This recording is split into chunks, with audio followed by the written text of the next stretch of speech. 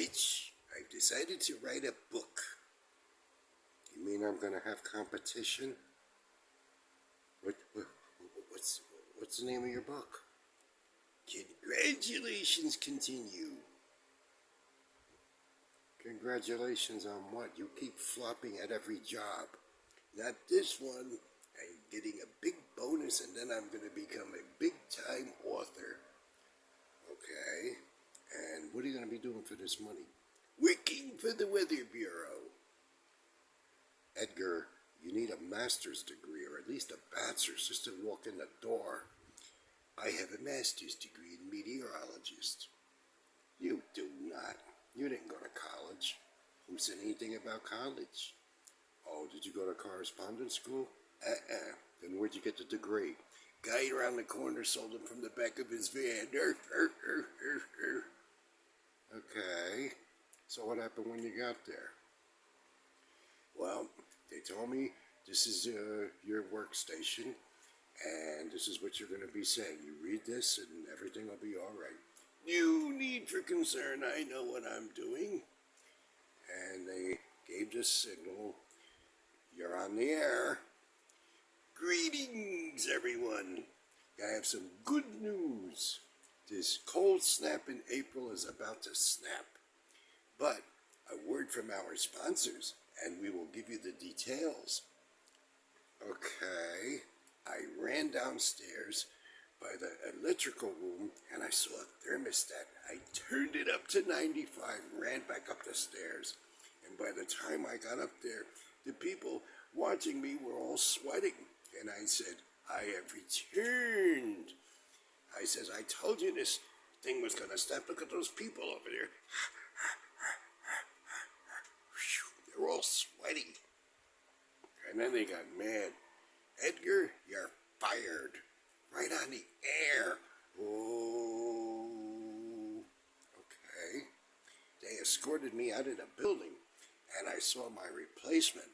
Yeah, who was your replacement? She was a former Miss America. Wow. Oh, that must have been some shock. Yeah. So I came in the back door, and I interrupted them on the air, and I said, this is a special news bulletin. The former Miss America has agreed to marry me. Oh, what did she say? Let me have what you're drinking. I want to get drunk too. And they escorted me out again. But I sneaked in the back door one more time, and I went downstairs to the electrical room. I took all the fuses out of the fuse box, and the whole place went dark. Right on the air. Ooh, that's what you get for firing me. What'd you do with the fuses? Throw them away? Nah. I was in the front of the building juggling them. Do-do-do-do-do-do-do-do. Oh, they must have been furious. Yeah, they called the police. Uh-huh. And this lady cop got off her motorcycle and she had her pad and pen out. Oh, she was probably writing you a citation. No, she was writing me her phone number. I said, how's about you and me going out to dinner? We'll go Dutch. You know what that is.